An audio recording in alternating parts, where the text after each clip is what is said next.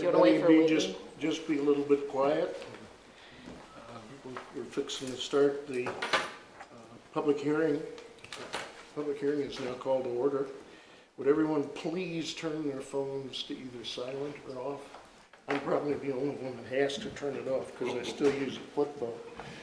Hi, Amber. Hi. Public hearing is now called to order. This hearing will last from 6 p.m. to 7 p.m. and is the time the public may make comments to our city council and me about our thoughts on the new subdivision to be built inside the city limits on what was commonly known as the Gross Brothers Farm. Everybody can hear me okay? Okay.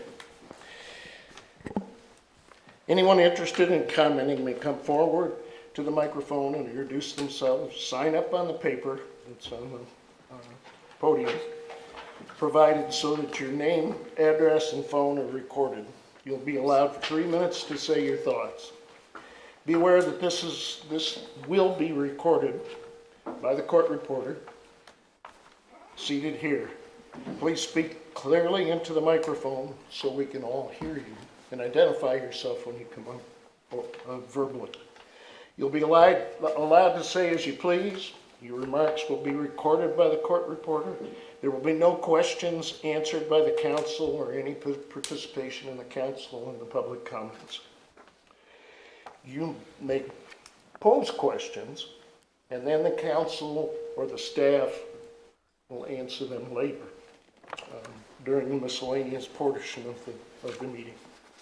Or we may decide not to answer. We'll just play that by ear.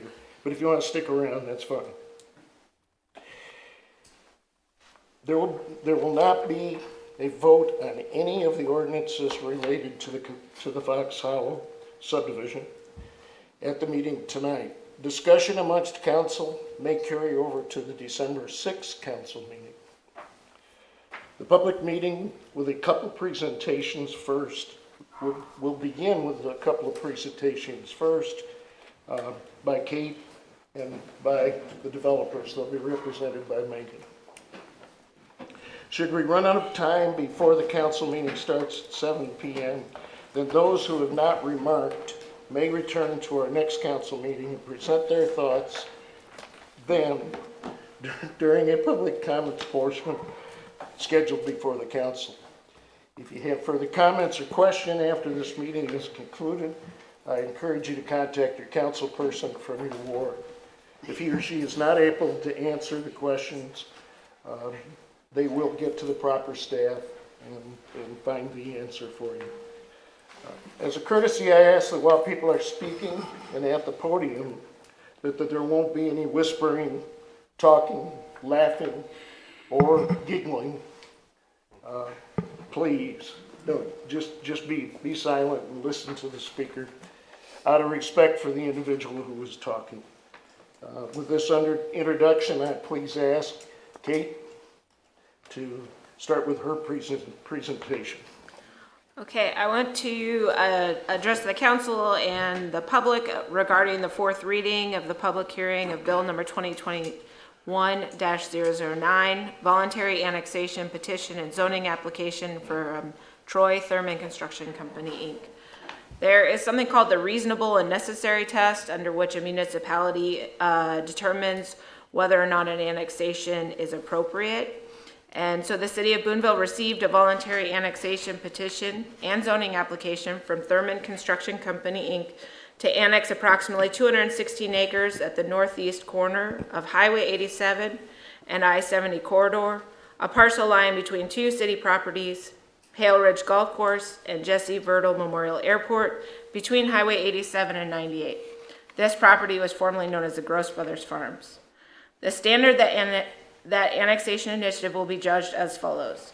Is it fairly debatable that the proposed annexation of the property containing the 216 acres is reasonable and necessary to the proper development of the city? Well, what is reasonable and necessary? Case law has described 12 factors to be examined, so I will briefly go through the 12 factors and how this annexation petition it fits into those factors. Number one, Boonville has a need for residential, commercial, and/or recreational sites within the Troy Thurman Construction Company, Inc. development area proposed to be annexed. The 216 acres in this annexation initiative creates housing and recreational amenities to capitalize on its close proximity to I-70 to attract new residents who may commute to Columbia for work. The proposed 216-acre annexation, primarily used for residential development, may encourage development on commercially zoned acreage currently along the I-70 frontage that is already within the city limits. Except for Boone Point, which is just beginning construction and adding 80 homes, most existing platted residential subdivisions in the city are nearly full, and there are less than 20 lots remaining and few areas of land in Booneville that are candidates for additional residential subdivision development. The potential for new recreational development in Booneville is important. The city has constructed soccer fields in 2017 and purchased the golf course in 2016, built the pool in 2011. But the city has not had plans to develop a new general purpose community park, such as Rolling Hills, Harley Park, in several decades. And since 2015, Booneville has grown out towards the Highway 87 I-70 corridor, and the need for this general purpose community park is to serve this new growth area. Number 2, Booneville is unable to meet this need without annexing the new area. This 87 corridor represents the current and future growth of Booneville toward Columbia. Since the proposed development is residential, this annexation has the ability to attract new residents who desire to live in a rural community but may work in Columbia. The proposed area is situated between 2 city-owned properties and is crucial to future growth along the corridors. Without this annexation, continued growth along the corridor is difficult for the city. Booneville's need is reasonably foreseeable versus visionary. With Kawasaki's announcement of expansion in Booneville and the creation of 270 plus jobs, housing is essential to capture new residents. CMMG has also announced an expansion of 32,000 square feet and an addition of 24 more jobs at their facility as well. Potentially, as the ripple effects of COVID are seen, it is reasonable to believe that more people will be working remotely, opening rural communities a place for people to choose to live rather than living where they work. Booneville is poised to capture on this option with the addition of high-speed internet through most of the city. Booneville's past growth shows future necessity. Booneville's past population growth has been minimal, primarily due to limited availability of housing and economic conditions. Recent increased growth in the county and limited availability of housing indicates future growth opportunity. Spillover in the proposed area. Clearly, any development along I-70 and Highway 87 will help existing businesses in town by creating new demand for them. Having an improved tax base will help shield residents from large shocks in our enterprise funds. So I'm going to combine 6 and 7 because they're pretty similar. The first is the beneficial effect of uniform application and enforcement of municipal zoning ordinances. And with no zoning in the county, the application of the zoning ordinance of Booneville ensures more compatible land use for the area to be annexed as the new development comes to the area. The zoning ordinance are designed to ensure high-quality developments and well-designed infrastructure for future developments, including stormwater management, erosion control, and traffic flow. The beneficial effect and need for uniform application and enforcement of municipal building, plumbing, and electrical codes. Since city building codes will require modern code compliance, and since the proposed plan is a development of 400 residents on a 216 acreage tract, regardless of being in the city or county, city codes will ensure high quality development with less likelihood of becoming a detraction or burden on neighboring properties or community resources in the future. Number 8, beneficial effect of and need for extending of city police protection to the newly annexed area. City police staff will provide timely response and services to the area, including around-the-clock patrols, traffic control, response to alarms and calls, investigation of trash dumping, and neighborhood watch services. Currently, the Cooper County Sheriff's Office does not run 24/7, and as population in the development area through residential development, the need for 24-hour services will be necessary. Number 9, beneficial effect of and need for uniform application and enforcement of municipal health ordinances. The biggest improvement to the health that the city can provide is a high-quality sewer system that is linked to municipal-wide system. Number 10, Boonville's need and ability to extend essential municipal services to the newly annexed area. In the absence of annexation, the city lacks the ability to facilitate controlled growth supported by high-quality infrastructure. The sanitary sewer extension is nearly adjacent to the property, and a planned water line extension as a part of the 2014 annexation on Highway 87 of Hill Ridge Golf Course is already preliminarily designed and underway. Once completed, reaching to the Fox Hollow subdivision will not be a problem. Number 11, the enhancement of the land value by reason of its adaptability to uses by the City of Boonville.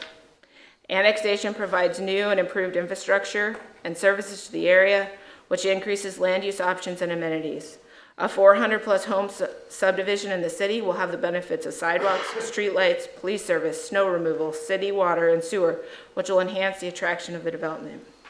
Number 12 improves the regularities of Boonville's boundaries. This annexation will continues and facilitates regularity of city limits along the east side of the Highway 87 and the southern border of the city. Additionally, this property is situated between two city properties, Hale Ridge and Jesse Verdel Memorial Airport. Thank you, Kate. Megan?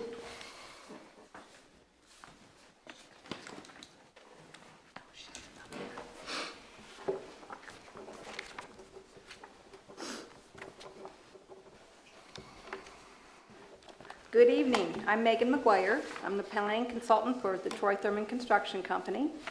And we have been here presenting and planning with the city staff and the city council for over a year now. We have put a lot of evidence and plans and documents before you all. And Kate gave a very thorough evaluation of your annexation factors, so we're not going to kind of reiterate and go through all of that again. What we would like to do, though, this evening is provide for your consideration kind of three points that we feel need to be talked about and thought about as you hear from the audience this evening and from your constituents. We understand that the City Council has a grave responsibility for differentiating personal agendas from true community governance issues, and truly weighing, particularly on a very important issue as this, the long-term benefits and costs of each project that's brought before it. As we've articulated in the past, this housing development is worthy of community support, community assets, and staff time, just as many of our previous public-private partnerships have been. This type of partnership that we are bringing forward today and have been discussing with you and actually jointly planning in some aspects with you is the type of partnership that differentiates progressive communities that plan well together and support local growth. Secondly, in evaluating our annexation and zoning petition, the City Council has a duty to weigh the facts and apply those facts to the comprehensive plan that's before you, and as you have actually amended over the last several months to incorporate this property in some aspects of the Highway 87 corridor, and to make sure that this annexation and zoning is continuing the intent of that previously approved Highway 87 plan. This development, primarily because of its proximity to the golf course and the airport and the interchange at I-70, as Kate has talked about, is particularly valuable to the city's future growth and new business attraction, as we've most recently seen with the Kawasaki project. And one final project, sometimes this gets lost in all of the kind of hubbub of evaluating annexation and some of the bigger issues.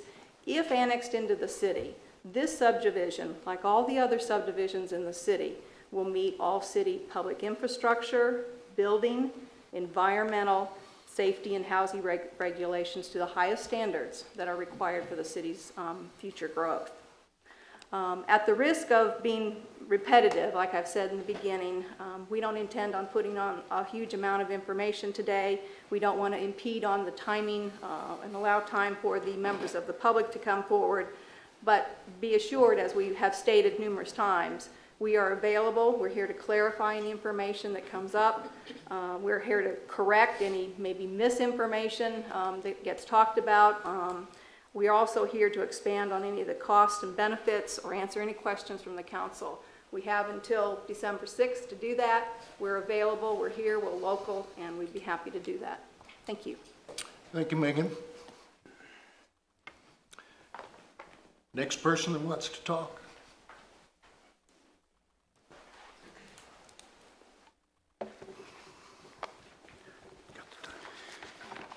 All right. My name's Alex Smith. I'm the co-owner of 2 properties in the 200 block of Main Street in Ward 2, and then 2 residential homes in Ward 1. To begin, it seems like there's just been a repeated implication that if Fox Hollow is not annexed and developed according to the city guidelines and requirements, that it'll be developed irresponsibly. It seems to me like that's an insult to Mr. Thurman and his team. He's built a great subdivision out at Hunter's Ridge. He built my house. I love my house. It's great. We have no problems with it. You know, without subsidy, he could construct a subdivision like what he built at Hunter's Ridge. A 40 to 60 home development would provide additional housing to Booneville without the requirement of the subsidy. This will complement both existing area development and the great work that he's done at Fox Hollow Weddings and Event Center. We've been in communication with the list of landowners in the area, totaling almost 1,000 acres. These landowners are against this dense subsidized housing development plan, but some would be in favor of a 40 to 60 home development like Hunter's Ridge. Owners of city limit farmland, crucial to Booneville's expansion along the 87 corridor, could pursue de-annexation if this proposal is approved. And landowners who have not yet annexed could refrain from doing so if they see officials spend city money in a way that they perceive as careless or unnecessary. I urge you to take this into consideration when deciding what is best for the expansion along the Highway 87 corridor. In addition, I believe ARPA funds should be used for their intended purpose of COVID relief. I fail to see how construction of new water and sewer lines 4 miles from downtown is a necessary investment.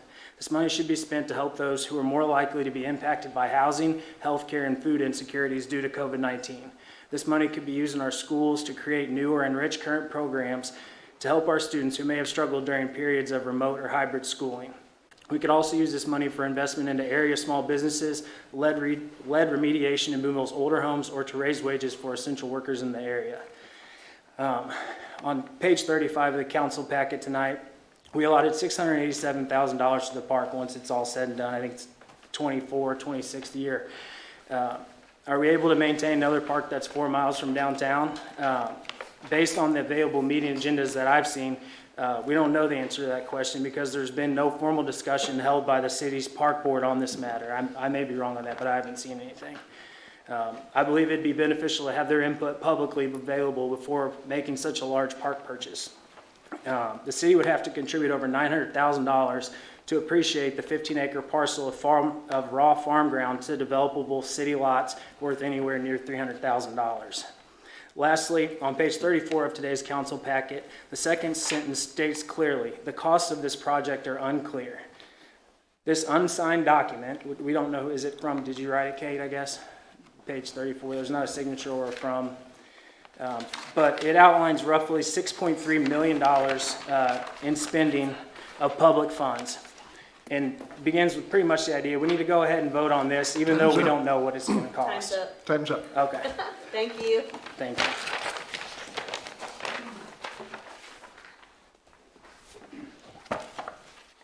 Next.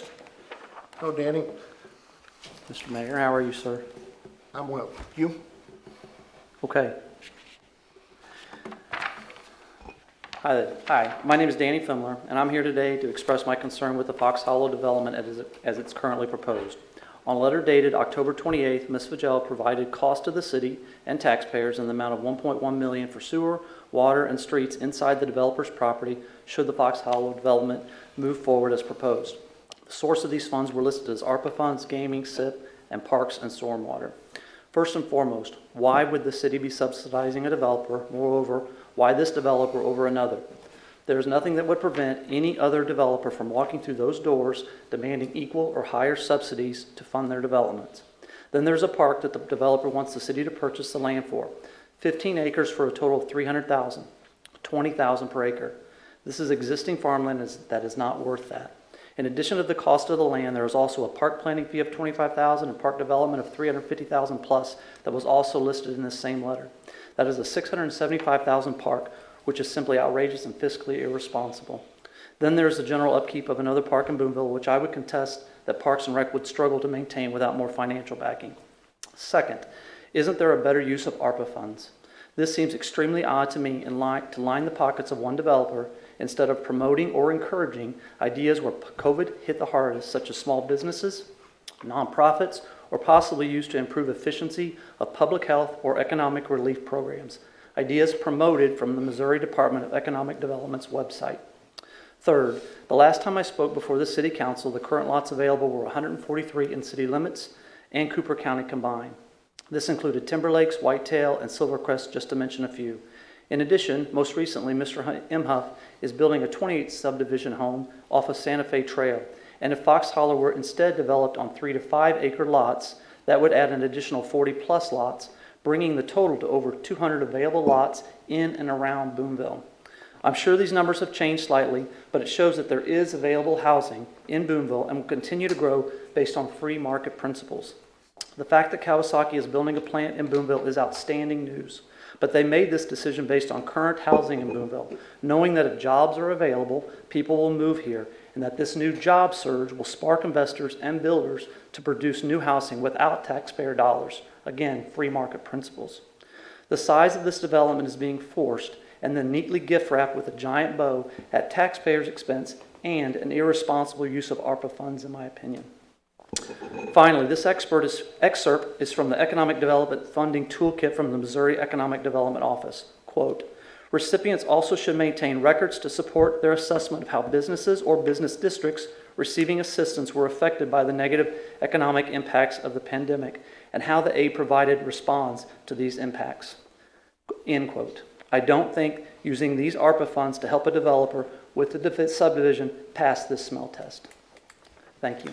Thanks, Danny. Appreciate it.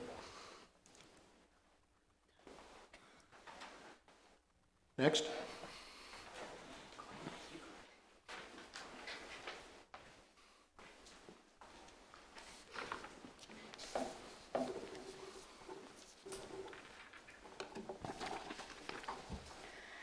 Good evening. My name is Lori Imhoff, and I have been a citizen of Cooper County since I was 6. Together, my husband and I own property in the city and in the county. I'm here tonight to urge the city to limit its offer to the developer of Fox Hollow to the same it does for other developers, and no more. The city's money and county's ARPA funds totaling over $1 million should not be used to pay for an individual's private business venture. An officer for the Developers Corporation stated so himself in an informational post dated March 10, 2021. Fox Hollow's developer is looking for someone to pay for a large part of his cost of doing business. First, he tried to obtain funding through a TIF. When the public realized this would take funds directly in line for our public schools, they let it be known that they were not in favor of this, and rightly so. Now the developer wants the city to commit over $1 million of our taxpayer monies to pay for services inside his private development. Annexation into the city is enough incentive for this developer. The Fox Hollow property is already served by the Public Water District. Electricity is already on site. Wastewater services is what is left. The city is looking to annex and provide this at no cost to him. The city is already planning to commit funds to upgrade and bring their wastewater services to the Highway 87 corridor. This developer needs to hook into the city in order for his 400-plus housing development to move forward. Aside from the enormous cost of this private system, the developer would be hard-pressed to obtain a permit from the Department of Natural Resources for a system for Fox Hollow because the city has made it abundantly clear that it's more than eager to annex this property and provide services. I have heard the developer has threatened to join the Village of Windsor. This is not an option to alleviate his wastewater dilemma. The village just re-permitted in 2020 for a system that is in no way capable of handling 400 additional homes, let alone the obstacle of I-70. The developer's other option, as Eddie has stated, is to restate his plat to accommodate larger lots and leave that expense to the homeowner. In reality, this is much more in line with the existing housing in the area. However, it doesn't end there. This developer wants to sell the city overpriced farmland near an airport to the tune of $20,000 an acre.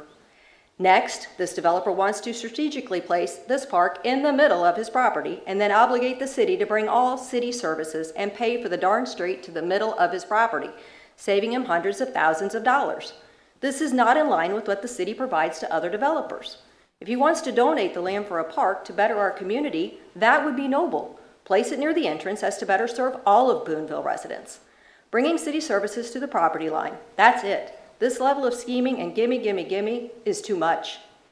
I understand the city's desire to grow, but I cannot agree with the level of funding you are considering for one business.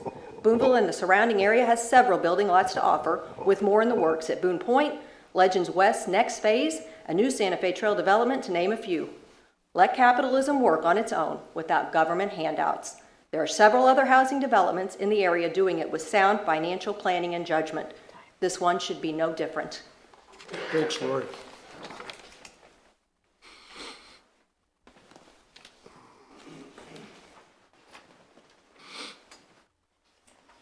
You up, Susan? Don't forget to sign in. Susie Toma.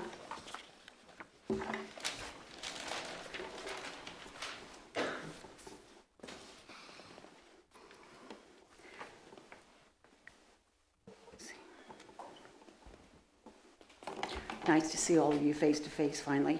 I have property in Booneville proper as well as in the county. I have grave concerns about the use of our city funds, promoting private developments that would set a standard, I think, that may be difficult to reach in the future. Now, my remaining question is I want to know, Megan Mcguire, who is his attorney, I want to know if she has a financial interest in Fox Hollow. Thank you. Thanks, Susie. Next.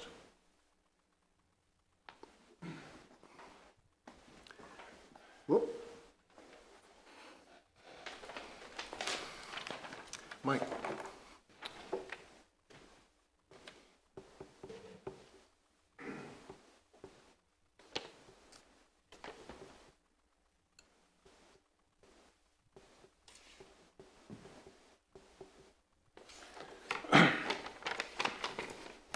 For those of you that don't know me, I'm Mike Conway, and I'm a local attorney, and I'm also a board member for Booneville Community Development Corporation.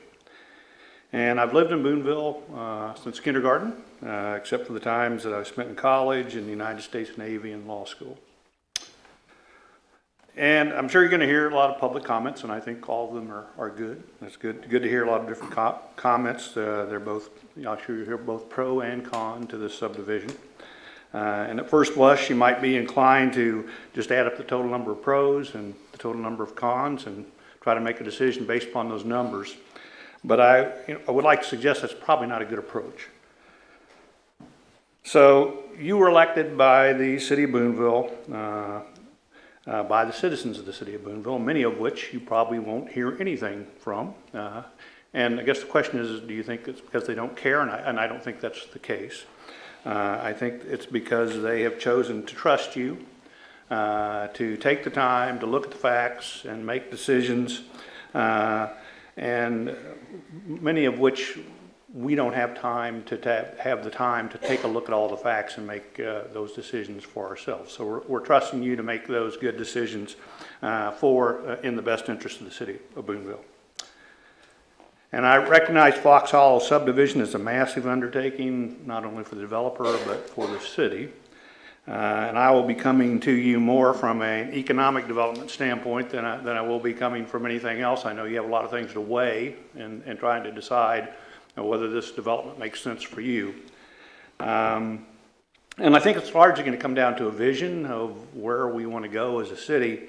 And do you have a vision in trying to attract new industry? Do we have a vision that hopefully we have the types of jobs that we can have young couples come in and raise a family, and that family then would have children that could actually stay in our community because we have the quality jobs to provide to allow them to sustain themselves in our community. As a board member of Booneville Economic Development Corporation, our economic developers kind of schooled us that there's some necessary ingredients for attracting industry. And one of those necessary ingredients in attracting industry is you got to have quality housing. And so that's something you'll need to evaluate. Do we have sufficient quality housing? But inside the current city limits, there's probably very little that can be developed inside the current city limits. We're kind of limited geographically. So if you're going to extend, you're going to have to extend outside your boundaries. And when you start doing that, it does get expensive, and it's not an easy task. So I don't envision, I'm sure it's going to be a difficult decision for all of you. Mike? Did I do my 3? Okay, well, I was really going to hit really good points after that. Thank you. Thanks, Mike. Vaughn?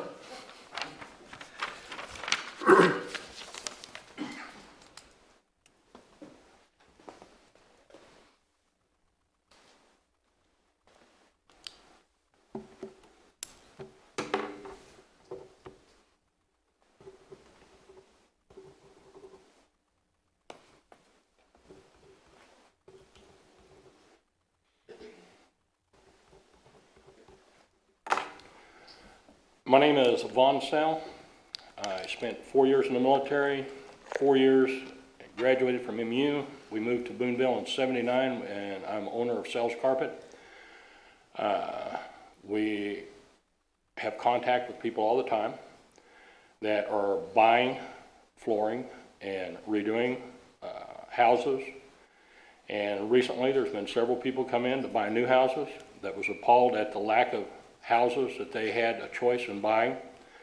So there may be a ton of houses, but evidently the realtors didn't show them the houses because they couldn't find a house they liked and they're not available.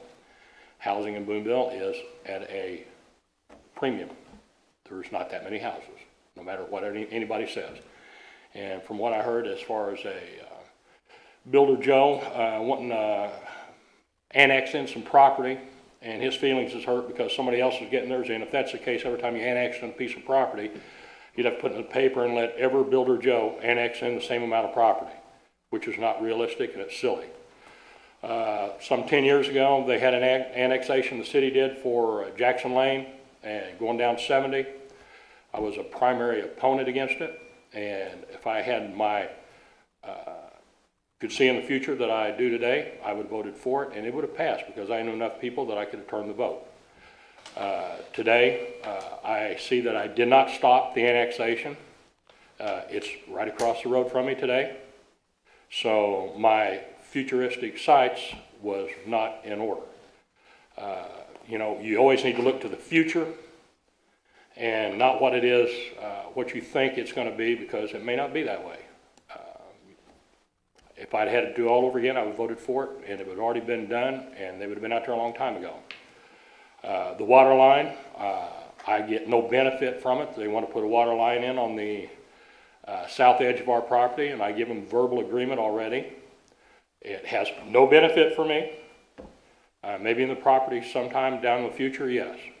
But I'm giving up that piece of property, put the water line in so the city can benefit, so the people of the city. And I do have property in the county, have a rental house in the county. I live in the city, so I'm in contact with a lot of people a lot of the time. And I can't see that another subdivision, I think it would be very beneficial to the county and to the city and to the future Booneville. Thanks, Vaughn.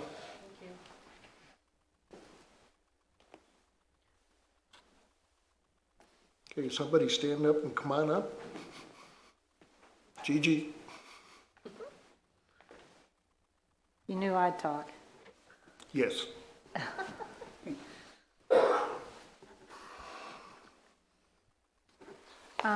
I'm Gigi Quinlan McAravey. I'm the economic developer for Cooper County and Booneville. I just want to say that you guys have heard me speak over and over and given you guys numbers of what the available housing is with a mailing address of Booneville. And last week I looked it up. It was 13 active listings, and that's a combination of the Columbia MLS and the Central Board MLS. And that's not adequate. And keep in mind, the City of Boonville mailing address is from Highway 179 all the way to 135. So that's a huge area that we're covering, and only 13 homes. I'll try to address some of the things, but I just wanted to recognize, you know, we talk about need and fiscally responsible. That seems to be what's brought up a lot. The city of Booneville has recognized the dwindling housing market for over 4 years now. There has been no solution developed, nor has any opportunity been made available until now. The city council has an opportunity to change a true need in the community and give the city of Booneville what they need. The need for housing is real. And like I said, I frequently updated you guys, and currently we're looking at 13. Is it financially responsible? I would have to say this agreement and this annexation is for Fox Hollow. Why? The $2 million water line that's going to be cost to run it going to the golf course is going regardless if Fox Hollow is coming in or not. It's being spent. That money's coming. That water line is coming. The golf course is owned by the city, has no means to recoup this $2 million expense. But what will? 400 paying customers on city water and city sewer will help recoup those funds. What else? What else makes it fiscally responsible?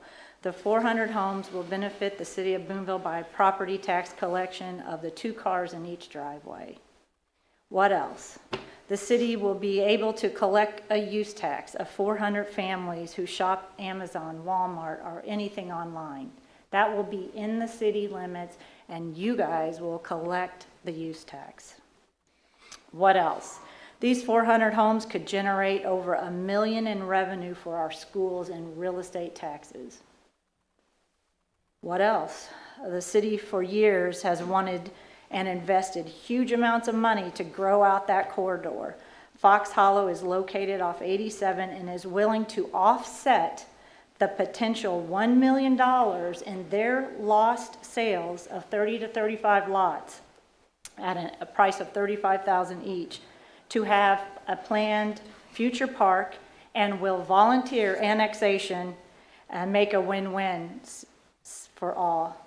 Well, I just want to say there's more benefits, and I'll be glad to share these with you to be financially responsible.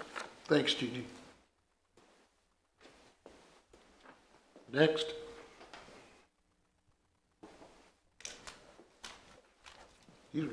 I see a lot of faces that the mouths haven't moved yet. Don.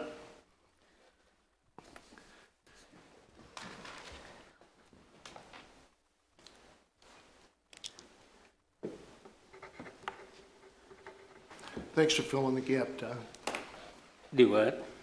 Thanks for filling the gap. Well, I had other people looking at me. Go ahead and talk.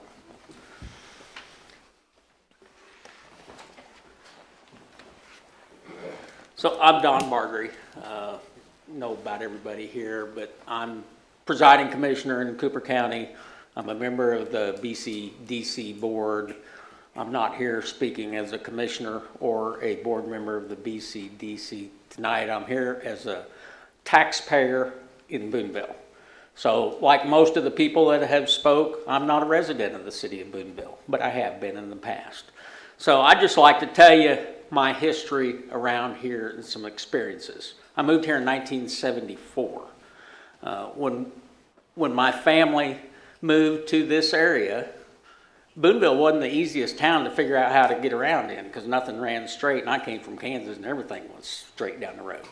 So we figured it out, but we soon figured out that there was a lot of rural area pretty close to downtown. You know, in 1974, Laurie, Sonia, and Carla, they were pastors. You know, Lake Farrell out there.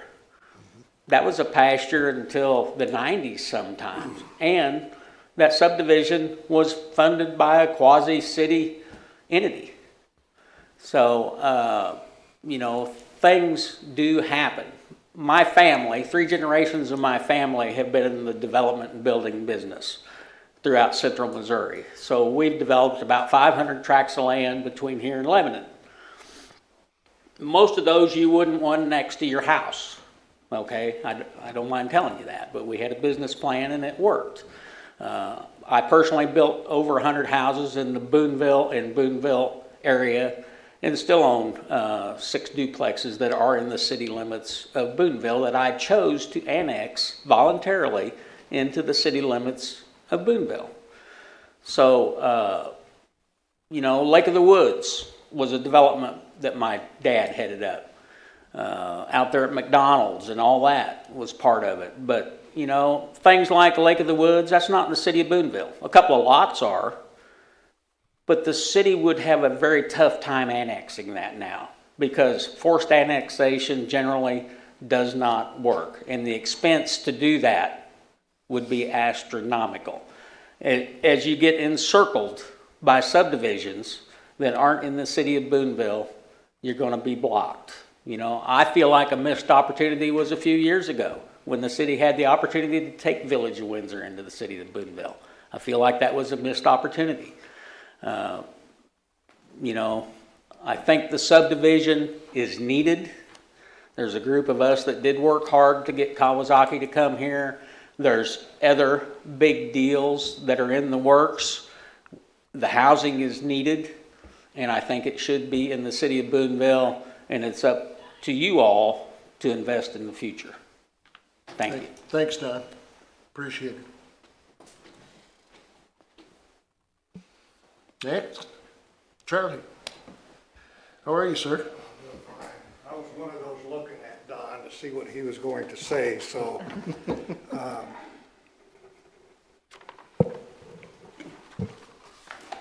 Good evening to all. My name is Charlie Melkshman, and like Donnie, most people know me as an Eastern District Commissioner. This project is going into the Eastern District.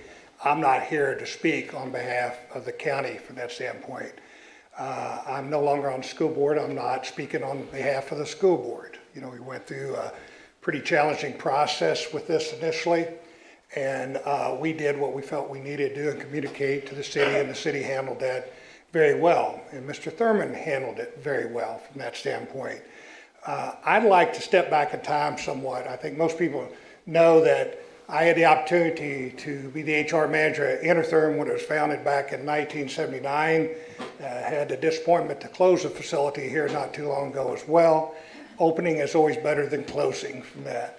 But I do know that when we started expanding Nordyne in the early 90s, mid-late 90s, many people, as we brought them in, because we grew from about 175 to almost 500 people within a few year period.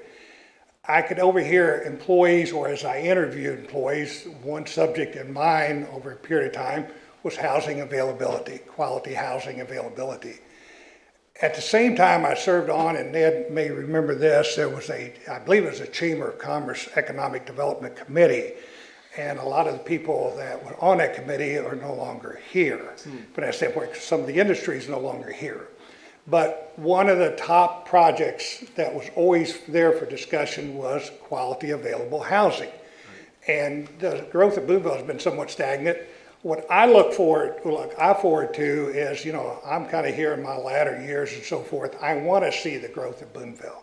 I want to see the growth of Cooper County. I want to see the county and Booneville be competitive in the central Missouri area. That cannot be done without additional quality housing in that nature. Mike Conway said it so well. He kind of stole a little bit of my thunder. Each one of you, Ned as well, was elected by the constituents, the voters of Booneville. You're here to do what's in the best interest of Booneville. You know, I encourage you to make a well-informed decision. And I as well, considering the circumstances now, agree that this type of project is necessary for the growth of Booneville. So please do not, a few months out, a few years back, look back and say, wow, I wish I had made, as an individual said with the annexation, that, wow, I made the wrong decision. Please support this from that standpoint.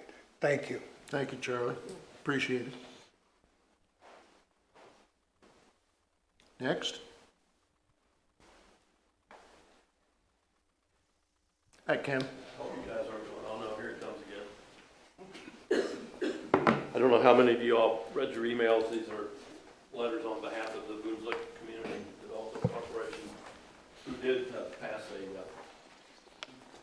motion of support of this way back in March, and I've had that letter since then, hoping to give it at a pertinent time. My name is Ken Hurlinger. I've been a resident of Booneville my whole life, except for 4 years of college. I'm president of the Booneville Community Development Corporation. I'm president of the Industrial Development Authority of the City of Booneville, and I had a council seat for 4 years, beginning in 1977, when those tables were back there. About my third meeting, I ran for the council on a thing that the city needed to be involved in industrial development. About my third meeting, Charlie Persinger appointed me and what turned out to be Larry Tate to draw up an industrial committee on behalf of the City of Booneville, which became the IDA, and outside of 2009 to 2011 when I retired, and Ned made me come back after that. I've worked in this area ever since.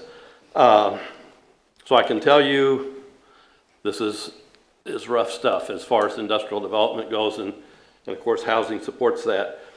I want to address everybody here that's on either side of this. A whole bunch of you guys are good friends of mine. And here's where I am. I hope you respect what I have to say. I respect what you have to say. When this is over with, no matter which side wins, if it's your side, I bury my thoughts on this, and I hope we're friends again, and I hope it works vice versa. But I appreciate that I think we all are in better shape that we have these, whichever side you're on here tonight, talking. So what a difference it's been since the last time I was down here.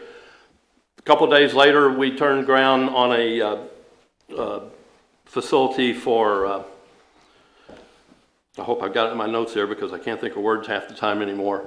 The medical facility, let me just put it at that. And a week or two later, we announced 270 jobs with Kawasaki. I've never seen more enthusiasm about the growth of Booneville and industrial development and Booneville economic development than there has been since that time. And I think you guys are lucky to be on the council at this time, and it's going to take your leadership to bring all this stuff through in flying colors. So what you do during this procedure that you're doing now, 15 years from now, you're going to look back and tell people either, you know, I was on the council when we did that housing development and look what happened and how great it is, or you're going to say, you know what, I was on that council and we stopped that. And that's back in the days when the village of Windsor was actually smaller than Booneville, but we did keep Booneville from growing. Ned and I were both on the Municipal Facilities Authority when we did Lake Farrell. Are we there already? I just want to tell you that was subsidized. I've only got 2 minutes and 25 seconds here. That was subsidized by the Missouri Housing Development Authority with tax credits. I got 2 on 3. So anyway, so we still paid for that, and we put a cap of $100,000 on those homes, and I don't think there's anybody that's lived in that neighborhood that decided that was a bad investment. Thank you, everyone. Thanks, Kenny.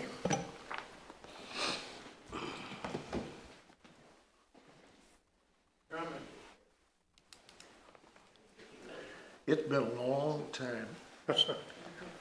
You doing okay?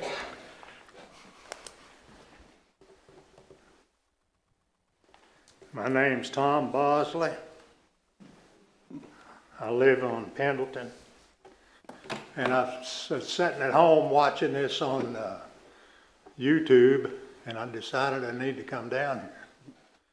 Everybody I've heard speak tonight before I got here were people who lived out in the county.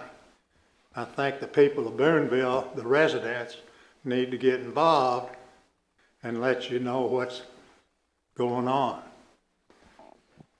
I'm not opposed to the subdivision, but I'm opposed to the city giving the developer a bunch of money. They say we're partners. The lady lawyer said we were partners. Partners to me are 50-50. And from what I'm understanding, what these partners want is about 90-10. They want the city to put in the water lines, the sewer lines. I don't know what else. Most of these guys, some of them sitting here right now, develop subdivisions. I'm sure they paid for all that themselves. That's part of the gamble. It's like farming or anything else. And you may if they develop it, we may have to build a water tower out there. But can you build a water tower because of the airport? You may not be able to. So you may have to build an underground water retention basin. How big, I wouldn't know, but you may not be able to build a water tower. And even when I go to the grocery store, I look at cost, and that's what we need to do. We don't need to take their word for it. And that's my 2 cents worth. Thank you. Thank you, Tom. Appreciate you coming.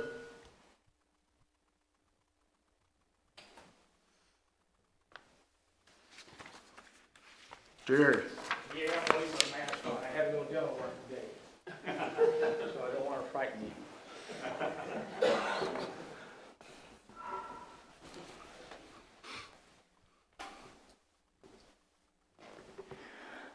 Well, I know a lot of pros and cons and everybody's being hit up for something. The last 30 years, Booneville started, it looks like it's going to grow again. All I can say is anytime you want anything to grow, it costs you. So I'm not going to say a lot, but don't let it stop here, even if it costs you a little. We need to annex. Thank you.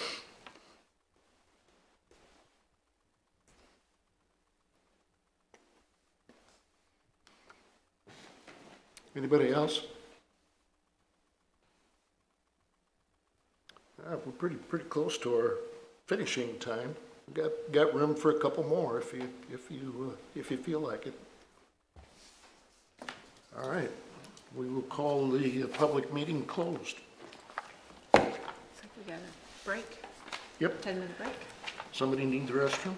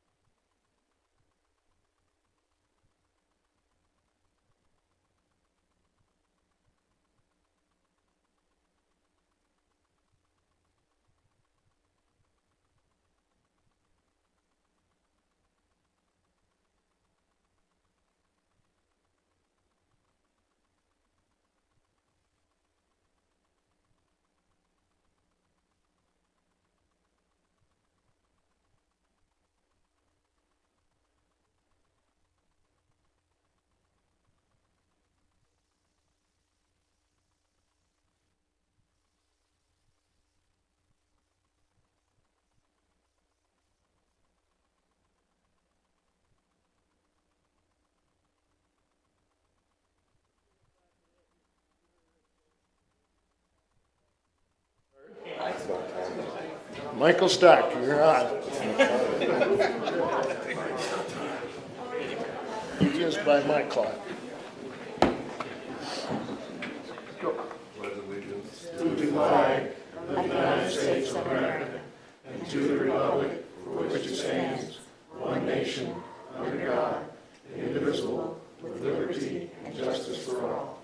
Lord, thank you for getting us here safely tonight.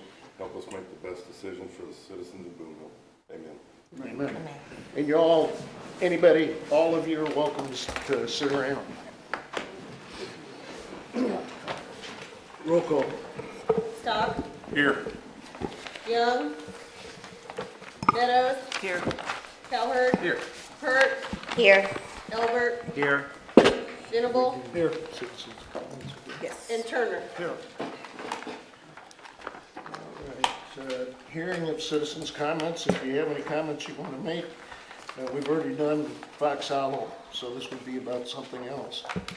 Please move up to the podium and sign in and have at it. Hi, Gigi. Hello, again. We haven't seen you for a while. I know. So, we can't talk about Fox Hollow at all, or we can? You can talk about what you want. Okay, I just wanted to comment that I did reach out to 3 of our Main Street prominent businesses. 2 of them were restaurants, and they didn't even know about this Fox Hollow or annexation. They said, we're so wrapped up in our business, we didn't pay attention. So I asked them, told them the little lowdown. They are so for it. All 3 of them were for it, all 3 Main Street businesses. So to say that we don't have people in the city that are for this was wrong. And I just wanted to comment, Legends West, it is still for sale and has been for sale for a long time. My brother has had that listed. I know a comment got made about that. No one has been willing to take the risk to develop that subdivision. So I just wanted to let you guys know that. And all these developments that are going on are 3+ acres, all out in the county, none in the city. They're all going to be more expensive homes to be building on these acre lots. Not only do people have to put sewer systems in them on top of the price they're paying for them, a lot of them are going for $60,000 plus. They have to put wells in them on some of those off of Santa Fe. So there is big bucks going in just to the lot development, and big home prices are going on these, and that's not what we need for these guys coming in here with our Kawasaki, with our CMMG that's expanding, or anyone else that we need to expand. So let's please expand our borders, and thank you. Gigi, the 60,000 you just mentioned, Yes. that was the lot price? Plus, 60,000 Okay. plus. That wasn't, that's the lot price. That's- Undeveloped, just That's an undeveloped ground. undeveloped lot Right. price. You start putting in a well and a sewer, that's another 20,000. Because a well is about 10,000, a septic system is about 9,500 to add on to a lot. So Thank you You're to welcome. clarify that. Anybody else? Okay, we will close the citizens' comments. Approval of minutes of the November 1st, 2021 council meeting, pages 3 through 6. Any questions or changes? Motion? Mike moves. We don't need a motion. Well, then, Mike, nice going. Consent items. Item A, it's on page 7. Consider change order number 1 from in situ form in the amount of $0 for sanitary sewer improvements 2021. Any questions or comments? Do you need a motion? Is there a motion to approve? Mayor, I move that we approve it. Thank you, Susan. Second? Thank you, Michael. Excuse me. Roll call. Stock, Yes. Meadows, Yes. Calhert, Yes. Hurt, Yes. Elbert, Yes. Venable, Yes. Turner. Yes. Presentation of accounts and claims, it's on page 8. Ordinance appropriating money. Be it ordained by the council of the city of Boonville as follows. Section 1, for the purpose of paying salaries and various accounts against the city of Boonville which have been allowed by the council at the regular meeting thereof on November 15, 2021, the sum of $339,049.99. General fund, $116,850.21. Sanitation, $32,271.52. CIP tax, $26,317.68. Waterworks, $35,817.51. Capital projects, $0.00. Wastewater, $73,849.13. Tourism, $5,798.57. Gaming, $43,895.02. Parks and Water, $4,250.35. Kemper sales tax, $0.00. Economic Development Projects, $0.00. Section 2, the accountant is hereby authorized and instructed to draw checks on the respective city bank accounts in favor of the persons whose salaries and accounts have been allowed as above, amounting to $339,049.99, being the total amount of money being appropriated. Section 3, this ordinance shall take effect and be enforced from and after its passage. First reading on November 15, 2021, read for the second time this November 15, 2021, since a copy was made available prior to the meeting. Second reading, title only. Ordinance appropriating money. Motion? Oh, Go ahead. I move that we approve these expenditures. Thank you, Susan. Second? Second. Thank you, Whitney. Questions, comments? Roll call. Stock. Yes. Meadows. Yes. Cowherd. Yes. Hurt. Yes. Elbert. Yes. Venable. Yes. And Turner. Yes. Okay. Item 7, unfinished business. A, second reading of bill number 2021-029, amending chapter 4, animals and fowl. An ordinance of the City of Boonville, Missouri, replacing Code of General Ordinances, City of Boonville, Missouri, Chapter 4, pertaining to animals and fowl for the City of Boonville, Missouri, establishing an effective date therefore and repealing all ordinances in conflict with this ordinance. Motion? Move for me. Andrew, thank you. Second? Second. Thank you, Whitney. Questions or comments? A question here. Joe Albert? I'm looking at section 4-2, talk about definitions. And on page 12, about halfway down, we talk about livestock. Definition of livestock is fowl, cow, ponies, horses, and pigs. I guess my question is, this whole bill doesn't address anything about ponies and cows, does it? That I can see? Yeah, there's a section about farm animals, which I did not touch. So they are grandfathered in? Yes. Mm-hmm. Where is that in it, did you say? You're gonna ask me and I won't be able to find it. Well, It is in here, hold on. okay, I'll just take your word for it, I didn't see it.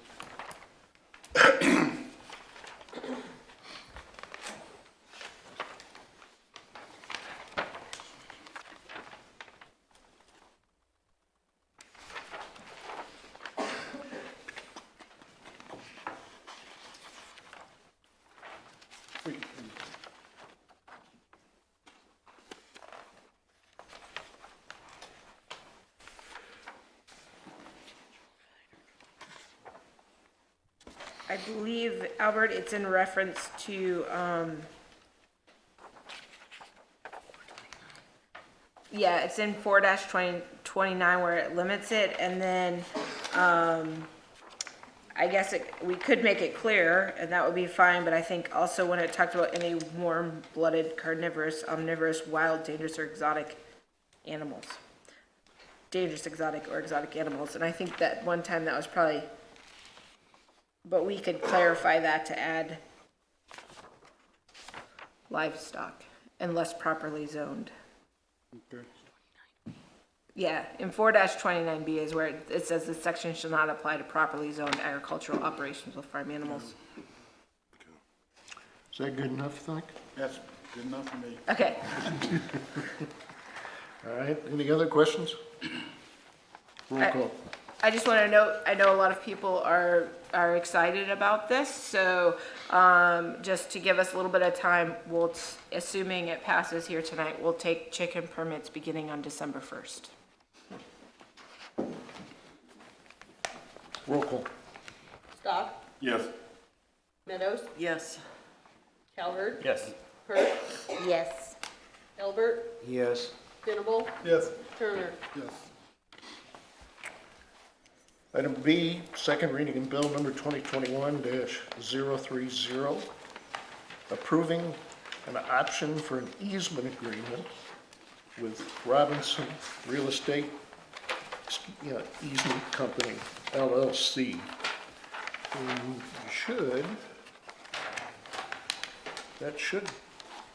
that was the one you gave us extra? No. Oh, this has no page. No, we didn't, because we only provided those that we had made track changes in. We took all the track changes out, so we wanted you to see that's what you're actually approving. So normally in a council packet, on a second reading, there's no paper, so we haven't changed anything on the easement agreement for Robinson. So we just included the the animal and fowl, and then also the Thurman property stuff, because we've been making all those track changes. We want you to see what those look like in a final form. Clear? An ordinance of the City of Boonville, Missouri authorizing and approving an option for easement agreement with Robinson Real Estate Easement Company, LLC, for a digital billboard sign and in consideration of easement. Robinson Real Estate Easement Company, LLC, shall design and construct a monument sign at Missouri Soccer Park entrance. Mayor, I'll make a motion to be approved. Thanks, Whitney. Second that, Mayor. Thank you, Mike. Questions or comments? Go, Elmer. I had mentioned on the first reading, there was some concern, based on my part, about a permanent easement. Did we decide didn't want to do anything with that? You're talking about easement for the ground that it's going to sit in? Yes, sir. Right. I left it as a permanent easement because that's standard, but also in talking to them, their sign really has no lifespan, so it will be there forever. What, do we consider contract? This is tied to the deed, is that right? Mm-hmm. What, do we consider contract easement? I don't- Will it run for a period of time and we renew it? Not normally, no. On an easement, it's typically permanent. Okay. Anything else? No? Barry? Who's gonna take care of this sign after the warranty runs out on it? Which sign? The Robinson sign. So the billboard sign will be maintained by Robinson Outdoors. That's their sign, no different than any other billboard sign in the city limits. The digital sign, that is the one for the soccer park after the warranty, that will come to the city. And we were going to do a digital sign, that's how it started, a monument sign at the soccer park regardless. So this just came along kind of at the time that we were talking about it. So we'll be responsible for maintaining that sign then? After the warranty. After the warranty. Yep. Mhm. Mhm. Anything else? Motion? I think we have a motion. Whitney second. gave me the first. Who was second? I did. Okay. Roll call. Stock, Yes. Meadows, Yes. Calvert, Yes. Hurt, Yes. Elbert, Yes. Venable, Yes. Turner. No. Motion passes. Item C, fourth reading of bill number 2021-009, approving annexation for Fox Hollow subdivision. We don't require her to do anything on that. It goes over. She's got to read it first. But she's got to read it. It goes over to the next meeting. An ordinance of the City of Boonville, Missouri, annexing certain contiguous territory owned by Troy Thurman Construction Company, Incorporated, the Missouri Corporation doing business in Cooper County, Missouri, into the City of Boonville, Missouri, zoning the property as R1, R2, and RA residential, as hereafter set out, providing an effective date therefore, and repealing all ordinances in conflict with this ordinance.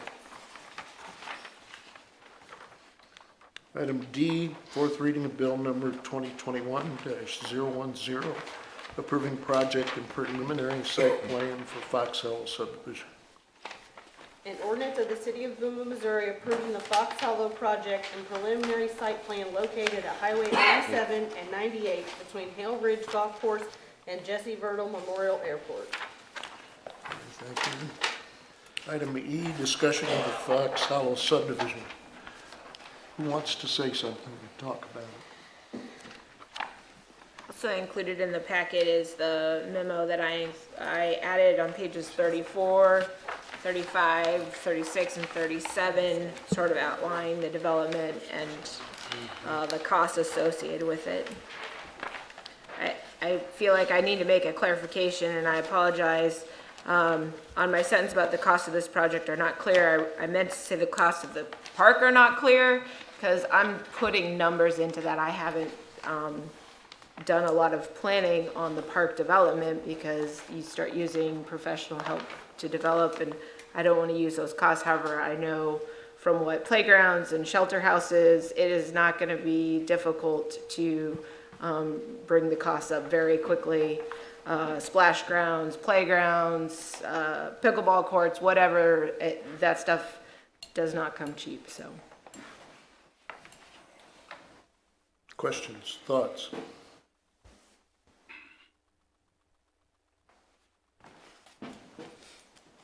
Okay, we'll deal with it in the next meeting when we go to vote.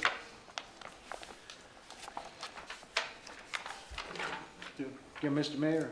Yeah, go ahead, Barry. On bucket two. We can't hear you. On bucket two over here.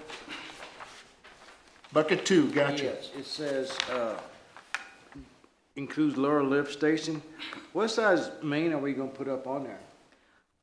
We're not changing the main size, it's just the location of the lift station is not deep enough to accommodate the topography of the flow of the sanitary sewer. So we're actually gonna be able to hopefully reuse some portions of the existing lift station, and it just needs to be deeper.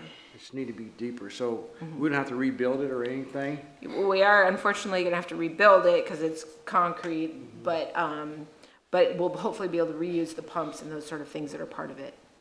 And Go ahead, Scott's not here, so I may have to say, I'm gonna defer in case you get out of my league. I was just wondering about the line, how much of a main? Are we gonna put a 12-inch main or a bigger main? Do you know what it is? I think I don't know what it is. I can look into it and find it. Till next week. I think the size is adequate. That's not the question. Like I said, it's just the depth. Well, I was just wondering about the size of it, because if, maybe we need something to go bigger, because we're putting so many houses out there. Just think oversized in case we run into a problem or something. I can certainly ask Scott. I know sometimes there's like too big versus it's kind of like Goldilocks versus too small, just right, and too big. So, but I'm happy to ask Scott and make sure that what's there is adequate and allows for continued growth. We've talked a lot about the water line running out 87. It's the same way that we don't want it to be any bigger.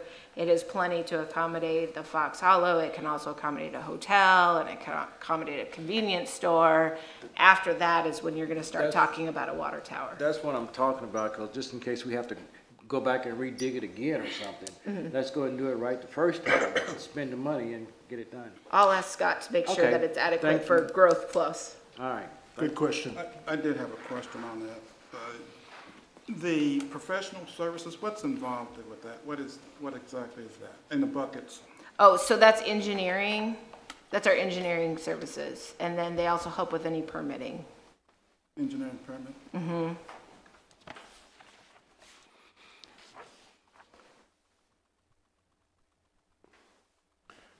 Anybody else? Susan? Oh, sorry, Susan. Go, Susan. Okay, just a quick question. A couple times tonight we heard folks question the use of the ARPA funds in terms of it being appropriate. Could you just give a quick clarification of the appropriateness for using ARPA? Sure. So the ARPA funds they do have a wide variety of use. But I will say that the clearest and most easily understood use that I see for the city is water, sewer, and wastewater. I think it's a way of benefiting the most citizens with that money, because all those improvements to the systems, whatever we're doing, will help with reducing inflow and infiltration, which helps the longevity of our system. Bringing the water line will circulate the water from the water tower, which the hospital is the least used water tower, so getting that water moving will help with water quality. So I think it has the biggest benefit. So I have used almost the vast majority of the ARPA funds. My recommendation is on that water line extension, and that is in part to minimize the use of the reserves that are in the water budget currently, and that water line has to be done because of the 2014 Hale Ridge annexation. We do not, so we're on the hook for that $3.1 roughly $1 million project. And I think that is, instead of using such a significant portion of our reserves, that's the best bang for the buck for the city. And that's not tied to Fox Hollow. That is not tied to Fox Hollow. That's separate. So right. it's gonna get, it And gets that done was anyway. 3.1. Yes. You will note in here that I mentioned using ARPA funds in some other places, and that's on page 37, but it's pretty limited. So on, like, for example, I did talk about using some ARPA funds on the phase 1 road, so bucket number 3, that's $160,000. If you did not want to do that, we could pull that out of our sewer reserves, and that is easily accomplished within our reserves. But that $160,000 is paying for the water line, which I still think we're extending water, so that is well within the uses of ARPA, and then putting in all the stormwater inlets that would be part of that road, which is necessary for our stormwater mitigation. And similarly, on bucket number 4, I have the ARPA funds, and that's the outside sewer improvement. So that's the lift station and those sort of things. So I think those things are all appropriate uses, and I think, as I've already said, I think that's the best way to benefit as many citizens by improving our infrastructure. That answer? Yes, thank you. Andrew? One of the questions asked was on page 34, where this memo originated from. Is that your office, Kate? It is mine. I usually put my name up. Okay. I just want, Yeah, it was me. asked, and I was like, okay, thanks. That's all I had. Good question. Anybody else? So how much dollars do we get from the ARPA fund for the city of Booneville? So we got close to 1.7, and then we got 856, we're getting another 856. And then the county has indicated that they're gonna take proposals from municipalities for projects. And so it would be my intention to also apply for an additional $500,000 of the county funds to add to our funds. Clear? Because so it's $1.7 million from the Harper fund, and then another $500,000. Yep, from the, assuming we were successful in that application. Okay. Okay, Barry? Yeah, I'm good. Okay, good. Susan? I'm sorry, one more question. Is this our last opportunity for council to discuss among ourselves? Or will there be any other, like, closed sessions? No more closed sessions. There will obviously be a first and second on the 6th. So there would be an opportunity to have more discussion. And of course, if you guys have questions that you're receiving, I'm happy to try to put those into some kind of memo and answer them in total, if that would help. So just send anything Yep. that concerns us to you. Yep, and I'll try to kind of address those questions or see what I can learn about them. Okay. Good question, Susan. My last comment is when it comes to the meeting on the 6th, the order of the ordinances are going to look a little strange because we'll put the development agreement first. And then we'll have the annexation and then the plat. So the numbers are gonna look funny, which is a little bit out of normal, but it's all fine, it's appropriate. We just need to make sure we approve everything in the right order. So I wanted you guys to be aware when you see that packet. What is the order of that, Kate? It'll be the development agreement first, and then the annexation, and then the preliminary plat approval. So I think it's like 30-10-9 or whatever the development agreement is, 32. So it'll be 32, 9, and then 10. So will you get back with me on that sewer line? Mm-hmm. Okay.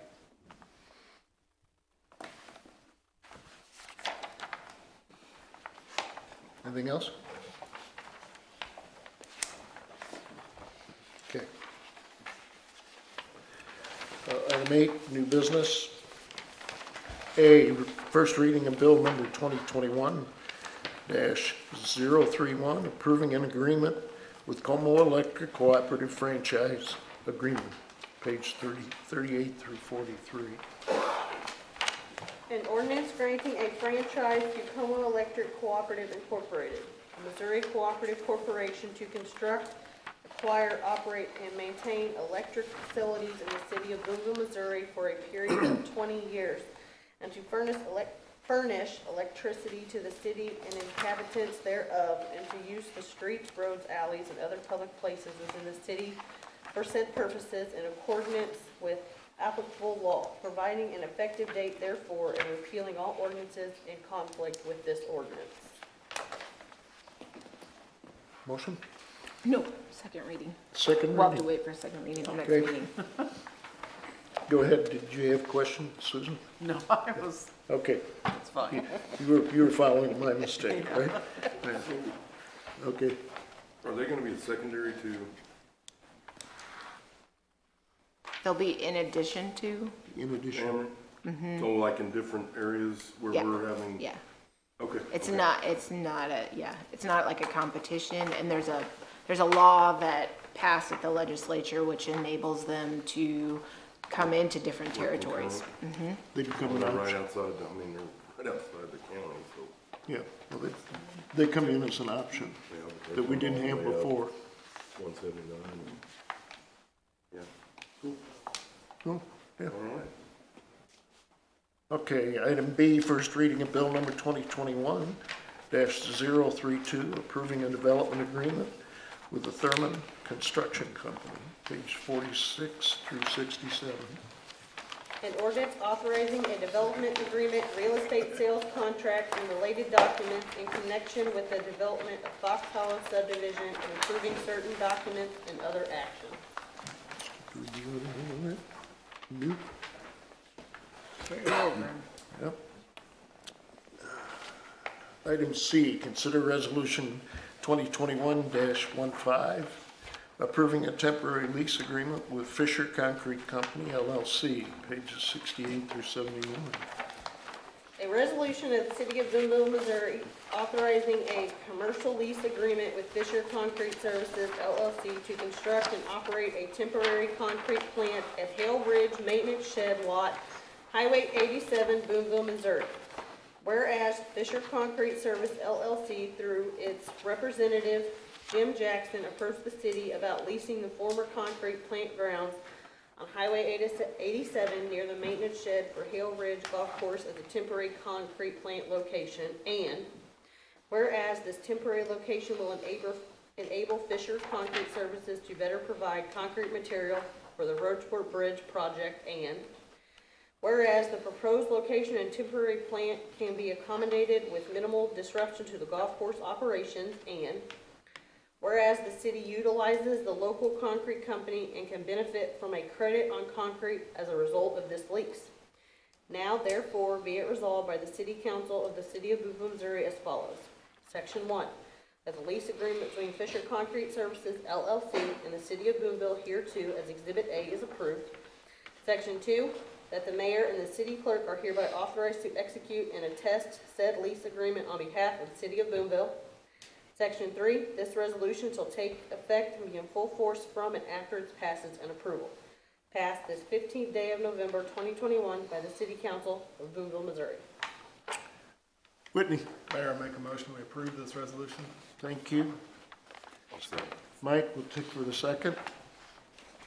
Questions? Roll call. Stock, Yes. Meadows, Yes. Cowherd, Yes. Hurt, Yes. Elbert, Yes. Venable, Yes. and Turner. Yes. It's a resolution, Albert. It's a resolution, so we read and vote at the same. Item D, consider resolution number R 2021-16, approving a contract for Remcell excavating for Boone Point waterline bore and tie-in. It's on pages 80 and 81. A resolution of the City of Boonville, Missouri authorizing and approving an agreement between Remsel Excavating and the City of Boonville, Missouri pertaining to Boone Point waterline bore and tie-in, and providing an effective date therefore. Whereas the City of Boonville has solicited and received bids for this project and determined that Remsel Excavating represents the best bid pursuant to the purchasing code set forth in section 2-20 of the City of Boonville Code of Ordinances. Therefore, be it resolved by the City Council of the City of Boonville, Missouri as follows. Section 1, that a certain agreement between Remsel Corporation and the City of Boonville, Missouri relating to the Boone Point waterline bore and tie-in, a copy of which is marked Exhibit A, is attached hereto and made a part hereof, is hereby approved. Section 2, that the city administrator and the city clerk are hereby authorized to execute and attest said agreement on behalf of the City of Boonville. Section 3, this resolution shall take effect and be in full force and after its passage and approval. Passed this 15th day of November 2021 by the City Council of Booneville, Missouri. Mayor, I'll make a motion we approve this resolution. Thank you, Whitney. Second? I'll second. Oh, Daniel? sorry. Thank you. Which one did I get? I got Teresa. Okay. Oh, you got Teresa? Yep. Okay. Okay. Roll call. Stock, Yes. Meadows, Yes. Cowherd, Yes. Hurt, Yes. Elbert, Yes. Venable, Yes. and Turner. Yes. Reports of standing committees. Whitney? Cancel due to lack of quorum. Okay, thank you. City Administrator. Nothing further. Mayor. There's a nice thank you letter, page 96, from the Howard County Prosecuting Attorney. That's worth a read. Linda Overton was not going to be able to pass her comments along, and there's a letter in there from her, if you care to take a look at that.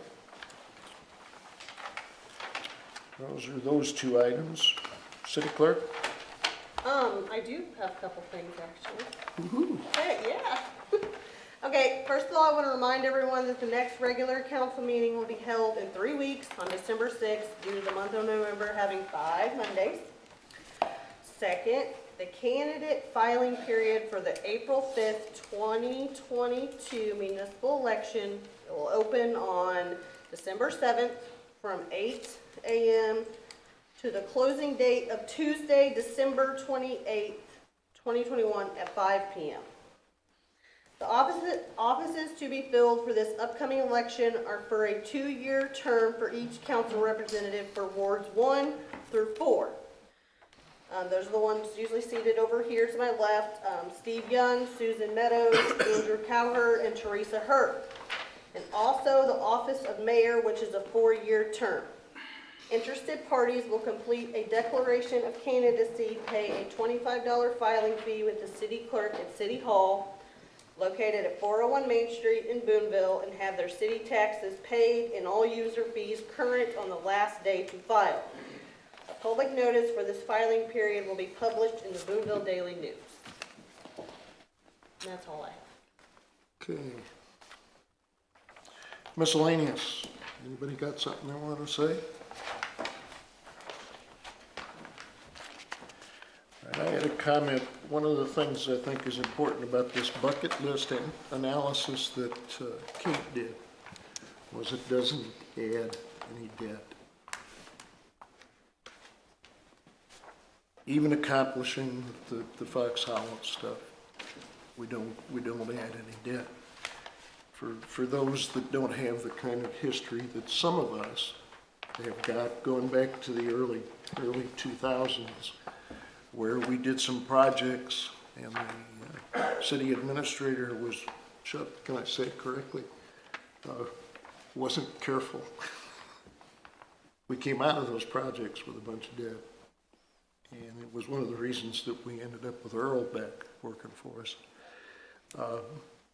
So for me, when Kate and I worked together on some of these things, that was really important.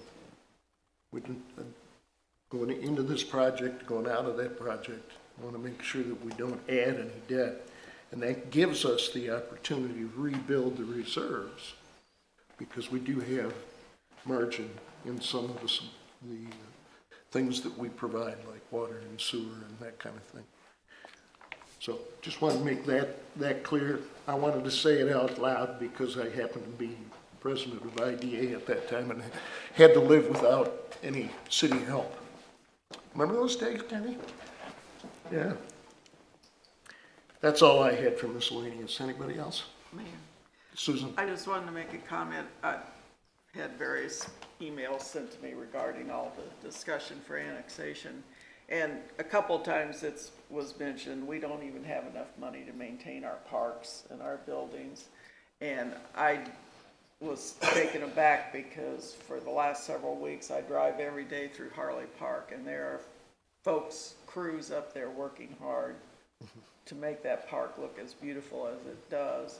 And I did straighten out or express my opinion about that to one citizen about how nice the parks are looking, and I just wanted to say thank you to all the crew that works very hard to make our parks look good. Did I see Paul's head just swell up a little bit? Nice work, Paul. I do have something too. Yes. We've had several people ask about the trash can situation. Are we gonna move forward with that at some point? Yeah, they're coming, they wanted to come tonight, but I put them off until December 6th. So we'll have a contract amendment on the roll carts, which will come through as an ordinance. So the 6th and the vote of the 20th. Gotcha. All right, motion to move into closed session, RSMO 610.021 personnel. Thank you, Whitney. Thank you, Susan. Y'all are excused. Yep. Thanks for coming, all of you. Appreciate it.